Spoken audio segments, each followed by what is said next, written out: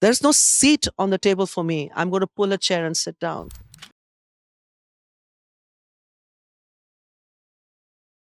So, Asma, it's an absolute honor being able to sit with you here today. We're at Cairo Food Week, sitting inside the incredible Grand Egyptian Museum. And you are someone who has done such an incredible job of being able to come into her own. And I think one of the most incredible things that kind of I've been watching as I was doing my research on you about your journey is, which I think is something that a lot of people tend to struggle with as they're kind of figuring out who they are, is as you were on your own journey, you seem to have done such an incredible job of staying true to who you are and staying true to your roots, whatever that is. And I wanted to kind of ask you, how did you navigate all of that as you were figuring out what kind of life you wanted to pay for yourself? I think I never tried to overthink or plan things. I think this is to do with being deeply spiritual. I was raised by a very Sufi father. This whole idea that, my father would tell me that, even a leaf doesn't fall from the tree without the will of Allah. It was deep spirituality and understanding that there's a rhythm. And whatever you plan and whatever you want, things happen as you walk, as Rumi said, as you walk, the path comes before you. I think that's what happened with me. This is why I never felt that I had to try to be something because I was trying to get somewhere. I am that traveler who has no destination. Every day for me, I'm excited. I live and I embrace everything that comes in front of me. I think this really is driven from understanding that, you and I are not guaranteed the next dawn. So if you plan and you want to do things and you want to be something else, I feel content in who I am. I have forgiven all my mistakes. I haven't probably learned to love myself that much, but I have forgiven myself. And I think that allows me to go into spaces without having to be apologetic, without having to explain who I am. And I have a deep sense of history, of the history of my people, of food. And I understand that, I'm living through a time which people later on will think, why was it like this and why was it like that? So I will not overanalyze. I understand that those people who went through so much hardship had no idea that at the end of hardship comes relief. And so that's why I'm not trying to be something I'm not. And that probably is something that now helps me a lot. Because yes, it's not, I could be very thinking like, oh, it doesn't affect me, all of this. Of course, I know when I go into spaces, I'm recognized. I have the opportunity that a lot of people don't have. So I know that this is unique and beautiful and blessed. I am grateful, but I am still who I was from a long time back. Were there ever any moments in your journey where you had to pause and try and remind yourself, or were you always very certain about who you were? I think I was very certain who I was when I realized that I was being marginalized. I was not celebrated and not wanted, not by my immediate parents and my immediate family who loved me a lot. And my mother was pressurized to feel disappointed when I was born. But the rest of the family reminded me constantly that I was fat, I was dark, I was ugly, and I was pretty much unloved and uncelebrated by those that were powerful and the significant members of the family. And I just realized that this is not why I live. This is not why I breathe. I I will become the warrior princess. I will become something magical. And I used to imagine there would be a time when the world would know my name. And all this stems from another person who everybody loved, my sister. She still looks so much younger than me. She's beautiful. She has amazing hair. She's fair. She's slim. She's so amazing, princess like person. And everybody would say how amazing she was and how inadequate I was. But in the private spaces in the darkness, she would hold my hand and said, "You'll set the world on fire, Asma. You are the warrior princess." I realized then I was this size. I realized then that it does not matter what the world tells you you are. Who the world loved told me she loved me. And I understood one thing, which is what has driven me my whole life. You stand by women. You put your arms around those that are weak. You break the chains of others. It doesn't matter that I'm free. I am not free. I cannot breathe till I know I set everybody else free around me. Amna, my sister, taught me this.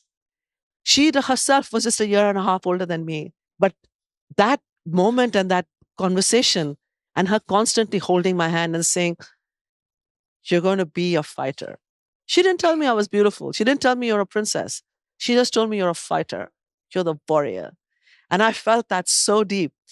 So I think that that is what has been the core of who I am. And this is what I'm still doing.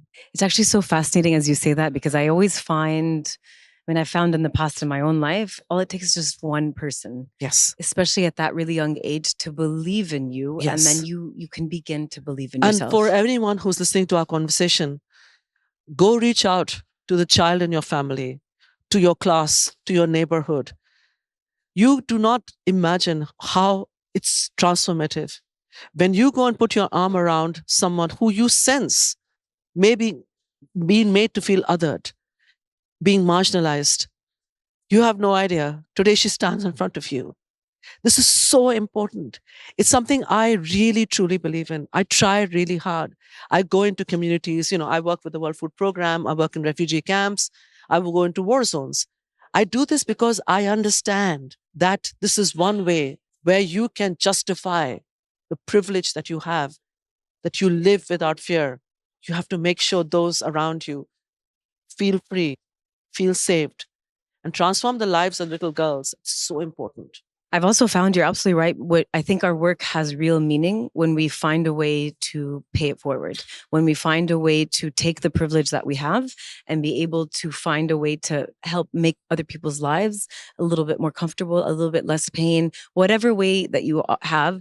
I remember years ago, when I was first starting out in one of my careers, I remember I had a mentor that said to me, the biggest way that you're going to give real meaning to your life is if you find the thing that you're genuinely passionate about and then use that as a way to also give back to other people. And only then do I think that our lives will really have meaning. Absolutely. Absolutely. As you were going through, I mean, now I'm realizing also, now I'm putting the connections together, right? That childhood that you had when you moved to London and you were experiencing that loneliness and you were experiencing everything that you were experiencing, moving to a new country and feeling so alone without anyone to connect to. I imagine that fighter in you that left India to move to London, because you figured out how to navigate that space, it also intuitively helped you navigate your experience in London as well. Yes, because I understood one thing, that every day I live is an opportunity. I'm not going to allow what is around me to get defeated. And I figured out I cannot change the weather. I cannot change my circumstances. But if I learn to cook, I'm going to have a better life. I'm going to be happier. Food was my way home. Where I could not go home, I found a way of happiness through food. And this is why I learned to cook. Amazing. You were in law school, right? Yes. How did your family deal with that shift? Well, this is the interesting thing, which is, I think, unfair to pretty girls in families, Okay. where the presumption is a pretty girl is dumb and the one that's not so pretty is smart. So I was always considered the smart one. So when I went to law school, everyone said, yeah, completely. Asma is very smart. She's going to do so well. Of course, because this presumption is that if you're not pretty, you're definitely either you're athletic or you're good at sports or you are a musician. You're something else. Yeah. You're something else. Because somehow my sister, who's far better in maths than me, she did all my homework. She was so much prettier than me. Everyone thought she was dumb when she did better than me in every subject. But that's the world, right? It's stereotypes. Yeah. We have to put people in boxes that make us comfortable. Yeah, and this is what they thought. So, everyone was like, oh yeah, it makes sense for her to be in law school because she's smart and she's going to do well in life. So when you moved to London, I think one of the things I think women deal with quite a bit, I know men deal with it as well, but I've found over the years that women really struggle with this, very much so. Do you ever feel like you have imposter syndrome? Like you don't know what you're doing and someone's going to find out, especially since you didn't have this like French educated culinary background and decided to go in and cook and open up a restaurant? No, never. You've never had it? No, I always thought I'm going to be victorious. I never thought I was going to lose. And this is not coming from a place of arrogance. I I feel said, it. No, I feel it. Yeah. I said this in Chef's Table when that's the bit they used. If you go to the edge of a mountain and you think you're going to fall, you will fall. But if you think you're going to fly, you'll fly. You visualize victory. No one can defeat you except yourself. Except yourself. There's a saying that, a boat in a ocean will sink when it lets the water in. You sink yourself. I was determined to make it, not just for myself, which is what I've always said. It was to establish that that there's no seat on the table for me. I'm going to pull a chair and sit down. For every woman who was isolated, for every woman who felt herself marginalized, I'll sit in her space.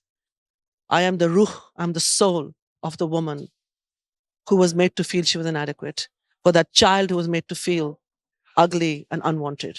Was there a moment where you realized that truth, or was it something that slowly came about in your life? I think it came slowly, but there was always that element in me. I think there was always that thing in me. And I know that, now I look at this poem, which I always was inspired by and I would read all the time.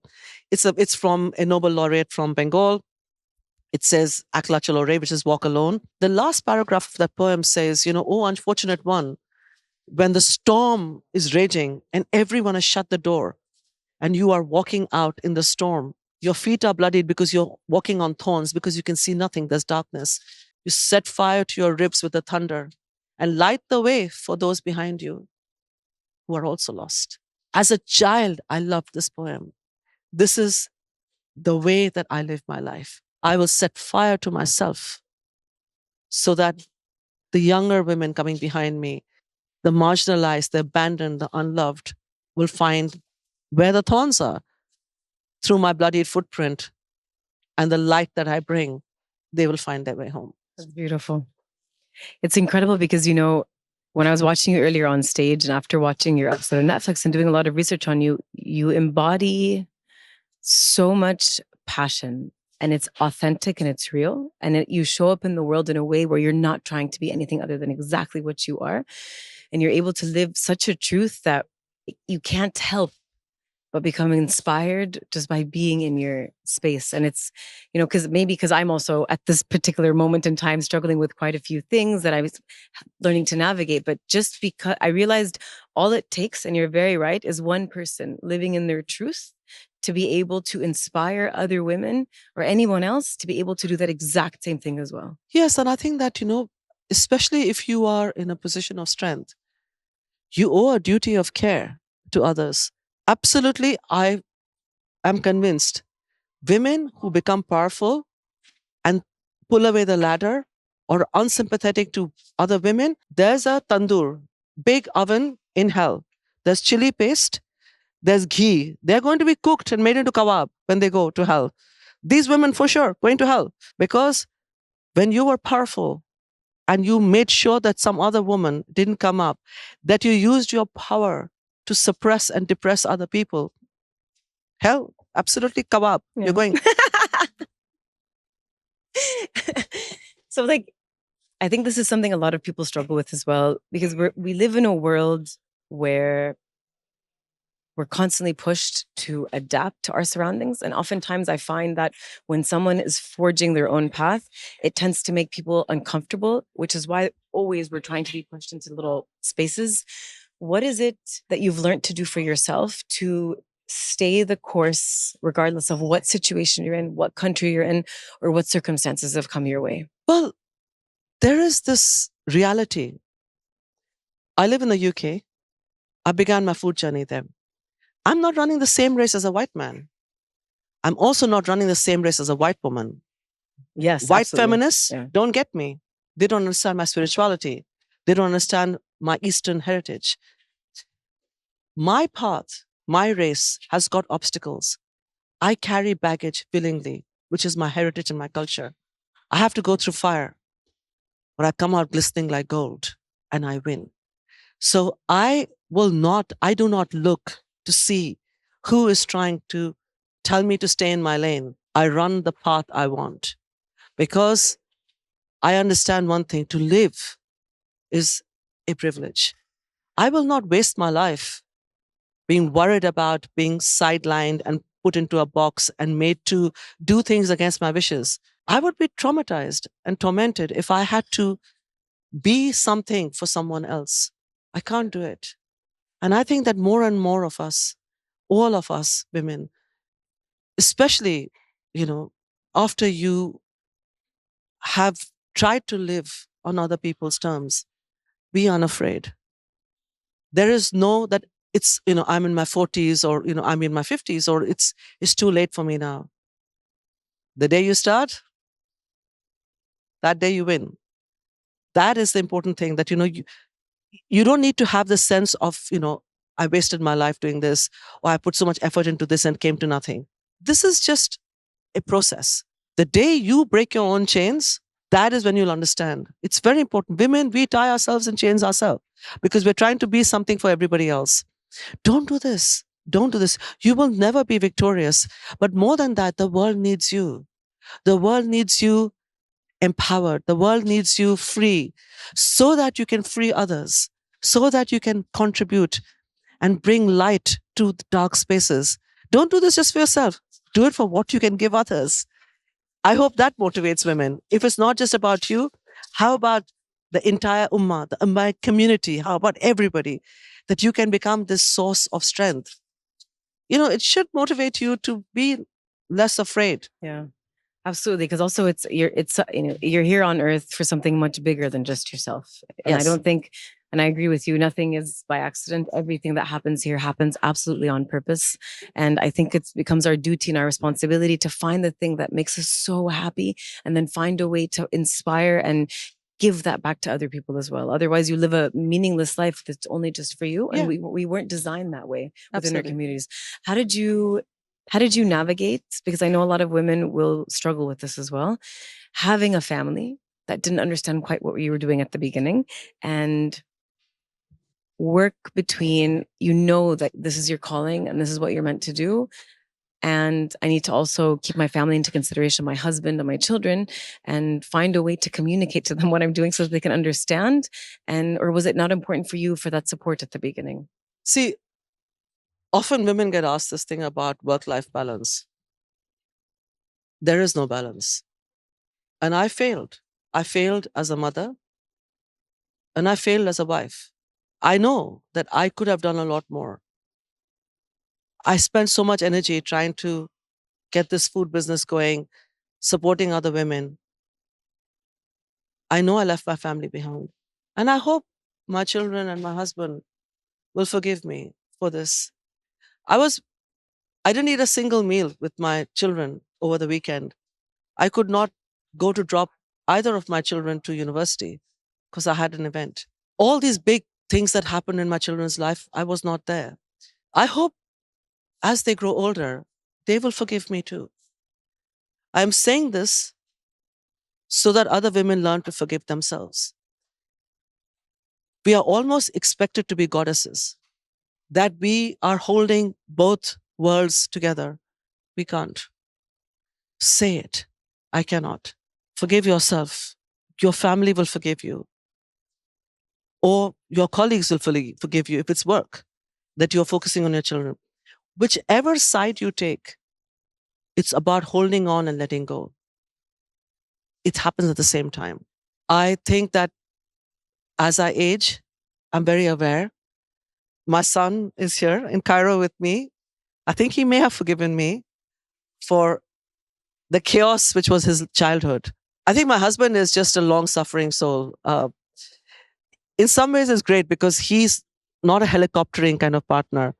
So whatever happens to me in my life, he's very like, I tell him, oh, Paul Rudd came to my restaurant, or, the king. Or I tell him something like, oh, we had a burst pipe in the restaurant. His reaction is always no reaction. So he doesn't respond to anything, which is great. He's an academic. He's a professor in economics. So very few things excite him. Everything excites me. Everything. Everything excites me. It's raining, it's not raining. This is England, it rains all the time. So I think I'm blessed that I have a really low-slung, cool husband who's very liberal and has allowed me to take my path. doesn't interfere in my life. I don't know about my children, but eventually I am getting there. The only person who has not forgiven me and sulks is my cat. Every time I travel, oh my God, my cat will not come near me. It's unforgiving, it's arrogant. So only person I'm having problems in my life right now is the cat. It's your cat. Okay. But I found peace with everybody else. That's amazing. I actually was having a conversation with your son. And as I was listening to him talk to you, it made me realize I think there's something so incredible about growing up with a mother who has found a way to stay true to who she is, because it teaches her children to find that strength within them, to be Yes. able to also stay the course and to be able to also stay true and live in their own truth to who they are. Yes. And I think that, so there are these things when you think, I'm failing as a mother, I'm not there for this and I'm not there for that. But through the kind of life you're leading and what they're seeing you, my children have seen me broken and crushed and defeated. They've also seen me victorious. And they've seen me unchanged. And I think that, I hope that they will never have to feel that they've got to be something that they're not. It's really important. And I think that it's tough for women. I think it's tough for men as well. It's harder for them because almost like they're not allowed to feel worry about, how their family looks at them. If someone's child is sick, the mother may take time off work. It's very rare that a father takes time off work. Society expects the mother to be the carer, the nourisher, the everything, holding things. Things are changing slowly. But I think it's not just women who have to have this burden of trying to balance worlds. Men also do have it. And good men suffer more than those that are, and that's really sad because the good guys are the ones who suffer most. But in the end, we will all reach that winning rope. We will all win our races. Guaranteed. Guaranteed. You may feel like you're losing, but you never will. You will win your race. Yeah, absolutely. And what role has intuition played in your life? Because I find that, I've struggled with this quite a bit. I think the more that you're affected by, you hear the voices of other people, the less you're able to hear your own voice. And throughout your own journey and throughout your own life, have you always been able to kind of hear that inner voice and your own intuition? Or have you struggled with finding, is that the voice of my own or is that someone else's? No, I think I'm deaf to everything. Amazing. I'm deaf to everything. Like, come on, everyone told me I was so fat and I was like slow and ugly. Oh my God. I was in Vogue. I took the magazine to show my aunt, the one who used to tell me I was the ugliest of them all. She said, oh my God, no one in our family is going to get married because no one's going to marry you. I got married. I'm in Vogue. So And I'm Netflix. I'm not such a kind of nice person. There's a kind of, oh my God, go to hell kind of aspect of me as well. I think I've listened to my inner voice because I want to, we are all unique. Our fingerprints are unique. I am made of clay in a distinctive way. I'm made of clay and water. I am shaped by life. I must listen to my voice. This is what makes me unique. When you go into a potter's shed and you see all these different vases that the potter has made, each one different and unique, imagine that is you. Some of them are not perfect. Some of them are not perfect. Even if you have visible, something that is visible and physical, or something emotional that you're scarred, you're unique. So I think that the inner voice is the only thing you should listen to. I know it's very hard, and I feel really worried about the children growing up now, bombarded with filtered images, with all kinds of stories that some of them are true, some of them are not. They're not sitting and listening to stories from their grandmothers or mothers. They're immersed in this fake, now AI world. I don't know. I worry about that a lot because the voices they're hearing are not the good voices. And there's inside them, they're being crushed. And that's really worrying. And they're not their own voices. They're the voices of a million different things outside of them. And at the time, we also just had the voices of our parents or our community. It's a privilege to have been, growing up in an era without all the social media. The burden that younger people are carrying today is huge. And, we all have a responsibility to help them navigate that. Absolutely. So, my final question to you is I think a lot of us sometimes get caught up in our titles and get caught up in the work that we do. And I know I've struggled with this in the past where if I took away everything I was physically doing, I would find myself lost. Who am I? What is my purpose outside of my relation to other people? And so for you, I'm sure you've already thought about this. When you take away everything you're physically doing and your title and all of that, are you able to kind of figure it out who it is you are and what your purpose and what you want your legacy to be? Yes. There are two things that I see that I am doing and I need to do. The first is I am sowing a harvest I will not reap. All this work I'm doing about female empowerment, equality in the kitchen, talking about racism in hospitality, Islamophobia, all of this that I speak about, I will not be there when this harvest comes up of all the work that I'm doing. But I'm nourishing the saplings of truth and justice. And myself, I've always seen myself being that river. The ocean awaits me. That is my death.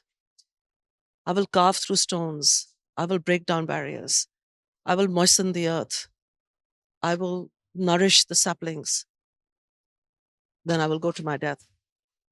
So I've always seen myself as water, going into places, permeating through stone, doing things that are visible and invisible.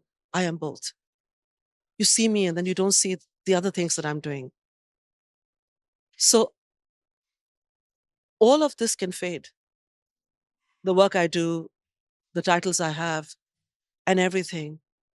I'm still going to that ocean and I will still break the rocks that stand in my way. You know, a while ago, I heard a psychologist, one of my favorite psychologists, say something. He said, the people that we most admire in life are the ones that sought and lived what the soul was asking of them. And you feel to me like somebody who embodies exactly that.